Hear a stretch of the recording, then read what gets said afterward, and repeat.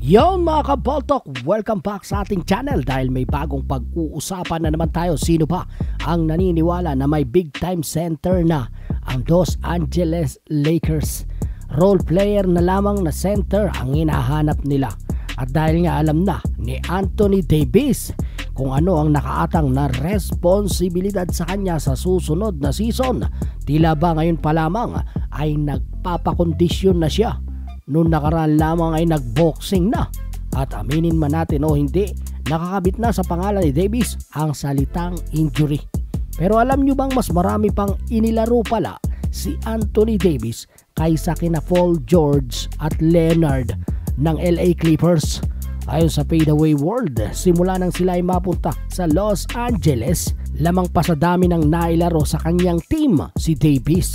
Kaya hindi rin natin pwedeng sabihin na injury prone si Davis dahil mas marami pa pala siyang nailaro kaysa sa dalawa.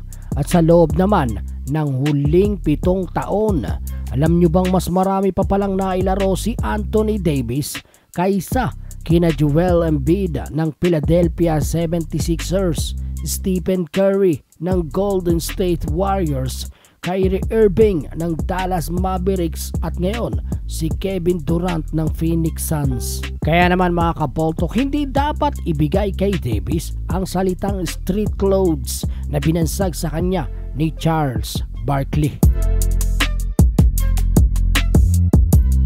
Kung stats naman ang pag-uusapan maliban sa points at field goal, lahat ng numbers ni Davis ay tumaas pa simula nang pumasok sila sa playoffs. Ang depensa nga ang isa sa pinakaimportante para sa kanya. Dahil kung wala sa loob si Anthony Davis, natitibag talaga ang gitna ng Lakers. Aminin man natin o hindi, nahihirapan silang manalo kung wala sa loob si Davis.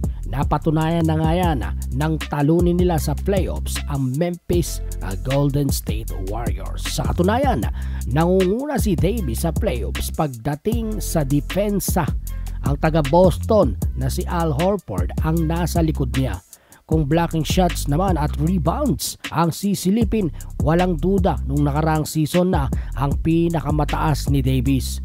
Kaya naman naniniwala ang ilan na nakaw daw sa kanya ang Defensive Player of the Year na nakuha ni Jaren Jackson ng Memphis Grizzlies. Kaya naman sa susunod na season, malamang na yan na nga ang pinupuntirya ni Anthony Davis. At kita nga yan sa larawang ito mga kaboltok, yan ay pinaka-latest na picture ni Anthony Davis kung saan pinagkakaabalahan niya ang pag-gym. Ang ibang team gumagawa ng paraan para mawala sa gitna si Davis dahil alam nila kung ano ang mangyayari kapag si Davis ang center ng Lakers, ngunit hindi rin naman sila nagtatagumpay dahil alam ni Davis kung paano maglaro para sa kanila. Pagdating naman sa opensa, aminin man natin o hindi, kung hindi man si LeBron ay si Anthony Davis ang isa sa bumubuhat sa Lakers. Napaka-effective ng opensa kapag binigay na sa kanya ang bola, lalo na kapag siya ay nasa comfort zone, ang low post area. Dahil nga diyan, ginagamit ni Darvin Ham ang kalakasan ni Davis. Alam ni Darvin Ham kung paano gamitin si Davis.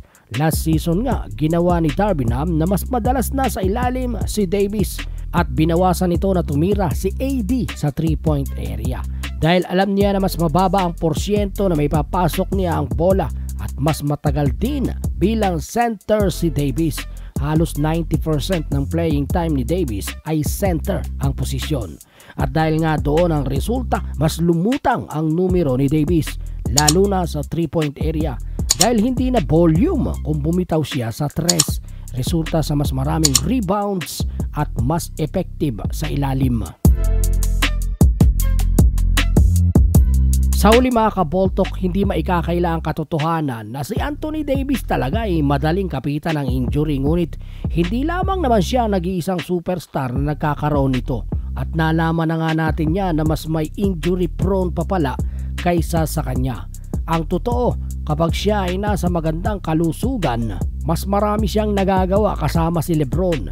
Hindi siya magawa ng paraan na mapigil sa loob, ngunit kapag dinapuan naman ng injury, kung ano-anong panlalait ang ibinabato at sinasabi sa kanya.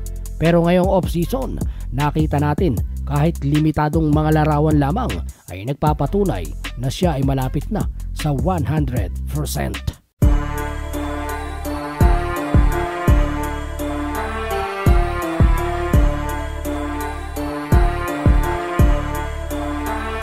Basketball ko, ipapakita ang mga laro, mga tunay na pambato sa court. Dito ay pabilisan, di ka pwede ma-short. Papakita ang bakbakan sa loob ng court. Pagalingan ang dating, bawat puto sa ring. Basketball ang labanan, at wala kang kasing.